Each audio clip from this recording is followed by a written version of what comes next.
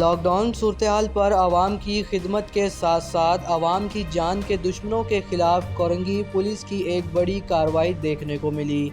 S H O Landhi نے ہمراہ police party کے لانڈی نمبر 4 کے علاقے میں ایک گھر میں پتنگ سازی کا سامان تیار کرنے والے کو گرفتار کر لیا اور گرفتار شدہ ملزم کا والد اختر علی جو کہ محکمہ پولیس کا ریٹائرڈ ASI بتایا جا رہا ہے، جو موقع سے فرار ہو گیا ہے۔ پولیس حکام کے مطابق گرفتار شدہ ملزم کا نام سید ممتاز علی ولد سید محمد اختر ہے اور اس کے علاوہ عدم گرفتار ملزم کا نام سید اختر علی ولد سید اشرف علی جو کہ پولیس محکمہ سے ASI ریٹائرڈ بتایا جا رہا ہے۔